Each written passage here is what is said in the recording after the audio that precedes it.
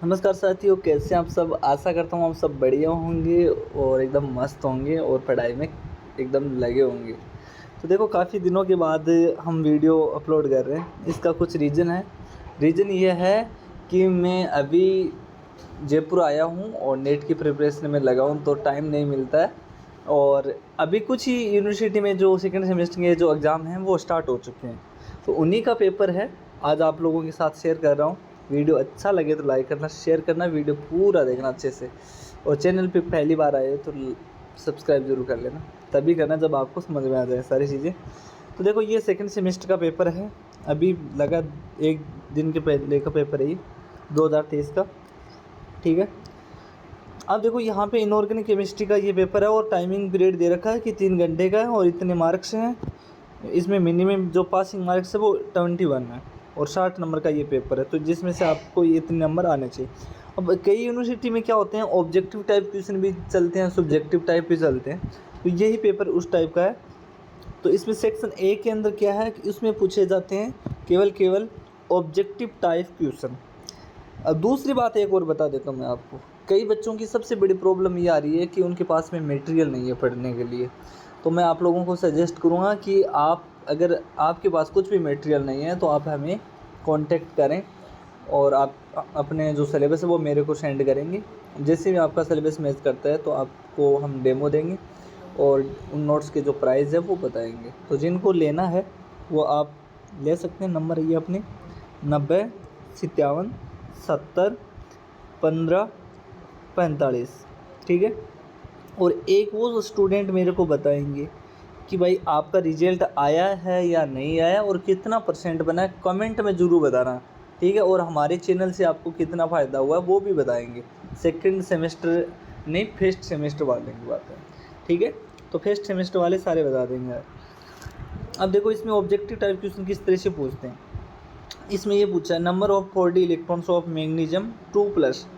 तो यहाँ पे क्या किया गया है कि ये अपना जो मैग्नीशियम है उसका इलेक्ट्रॉनिक विन्यास लिखा और इसमें से जो क्या है 2 इलेक्ट्रॉन निकाल दिए गए और ये पूछा कि जो 4d है उसके में कितने इलेक्ट्रॉन रह गए हैं वो बताना आपको। ठीक है।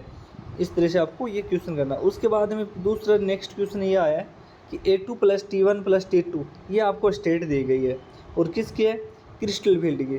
तो यहाँ पे इनमें बताने कि भाई कौन सी इसका मान A का कौन सा, अगर T1 का कौन सा, इनका पूरा निकालना क्रिस्टल फील्ड के अकॉर्डिंग। उसके बाद में CD स्पेक्ट्रा कि भाई CD स्पेक्ट्रा क्या है, अब्जॉर्ब है, डिस्पर्सिव है, या A एंड B दोनों है या नॉन, ये आपको बताना है। तो ये तो नॉर्मल क्वेश्चन है जो आप ऑब्जेक्टिव टाइप है उनको कर लेना। हम बात करेंगे सेक्शन बी की क्वेश्चन की। ये मेन चीज़ है क्योंकि यहाँ से आप आराम से पासिंग मार्क्स है वो जो अटैम्प्ट कर सकते हैं।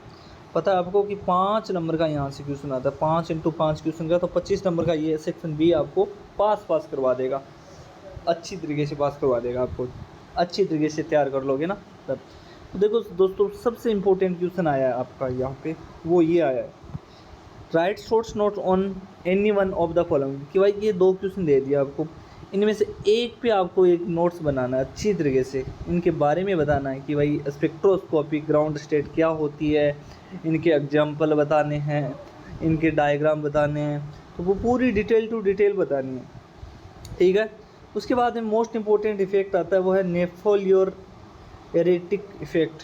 ये इंपॉर्टेंट है आपका। तो आपको मैं सजेस्ट करूँगा कि इन दोनों क्वेश्चनों को नोट कर लेना और अच्छी तरीके से पढ़ लो अभी के अभी। और कुछ भी मटेरियल नहीं है तो मेरे से कांटेक्ट कर लीजिएगा आप। उसके बाद देखो, right source notes on any one, इसमें से एक में क्वेश्चन का जवाब देना है। तो इफेक्ट पूछा है कौन सा इफेक्ट है अपना, तो यहाँ पे दोस्तों यहाँ पे जो आया है वो है कॉटन इफेक्ट। दूसरा आता है फैराडे एंड केर इफेक्ट। तो ये दोनों के दोनों इफेक्ट है जो आपको याद करने हैं, आपके सिलेबस में है तभी। ऐसे मत सोचना कि आप पहले ही कर दोगे, सिलेबस देख ही करना। ठीक है।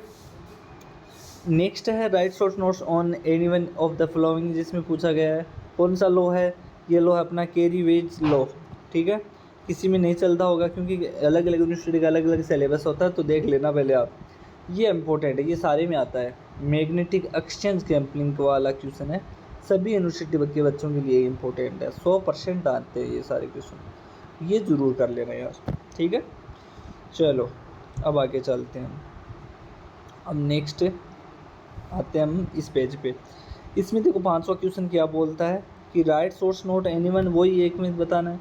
तो यहाँ पे बताना आपको कि बैक बॉन्डिंग, यानी बैक बॉन्ड जो बॉन्डिंग होती है वो पीछे से किस तरह से होती है, और कौन से कॉम्प्लेक्स के लिए बतानी है आपको, N2 कॉम्प्लेक्स के लिए बतानी है।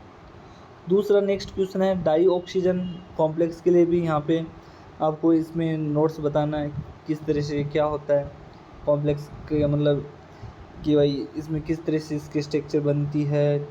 तो पूरी डिटेल टू डिटेल नोट्स का मतलब ये पूरा लिखना है।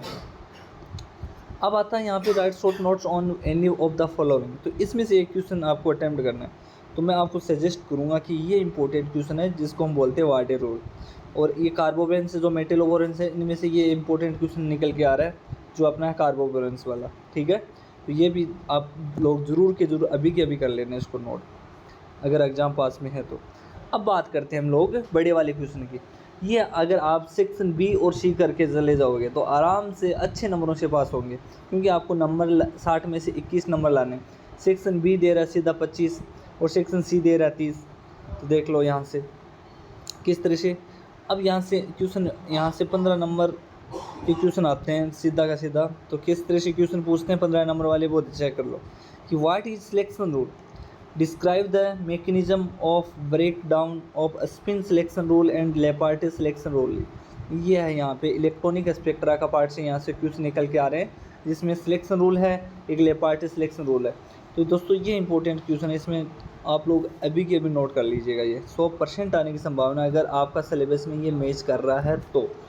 ठीक है, सिलेबस के अकॉर्डिंग चलना हमें, ऐसा नहीं है कि आप बिना सिलेबस जो मैं बता रहा हूँ उसके वही फॉलो करो, लेकिन सिलेबस चेक आउट कर लेना पहले।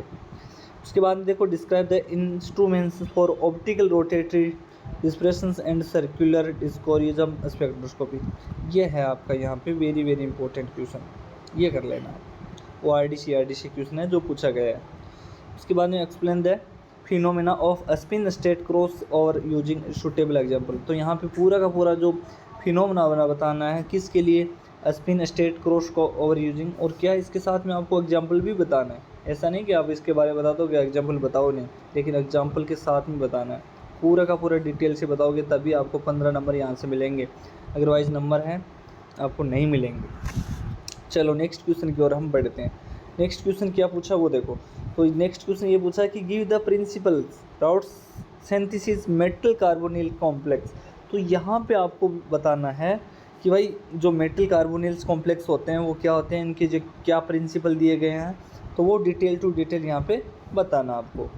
अब अपना जो लास्ट क्वेश्चन बचा है वो है ये कि discuss the structural relationship between closo nido and arachno type boranes. यानी यहाँ से जो मेटलो बोरेंस से जो क्वेश्चन निकल के आ रहे हैं, यहाँ से ये जिनके सिलेबस में वो इन क्वेश्चनों को पढ़ लेना। यानी आपको क्लोजो को भी करना है और निडो को भी करना है। क्लोजो, निडो और एक अपना आता है ये अर्चनो, और इनके बोरन के टाइप हैं ये दिए गए। तो ये जितने भी क्वेश्चन मैंने यहाँ पे बताए ना, इनको नोट कर लेना आप लोग। अगर वीडियो अच्छा लगे तो लाइक करना, और चैनल पे पहली बार हो तो सब्सक्राइब कर लेना। और जिनको भी नोट्स की रिक्वायर्ड हो, लेना हो चाहें कि भाई हिंदी और इंग्लिश मिक्स नोट्स, आपके पास कुछ भी मटेरियल नहीं है तो मेरे को कॉल कर लो या मैसेज कर लो। नंबर ये अपने 90 57 70 15 45, ये अपना व्हाट्सअप नंबर है। मैसेज करो, सिलेबस भेजो, और अगर सिलेबस मैच करता है तो डेमो देखो, डेमो अच्छा लगे तो प्राइस है जो आपको भेज दी जाएगी, और जैसे पेमेंट करोगे उसके बाद में आपको PDF मिल जाएगी। तो मिलते हैं नेक्स्ट वीडियो में, आज के लिए इतना ही। Thank you so much.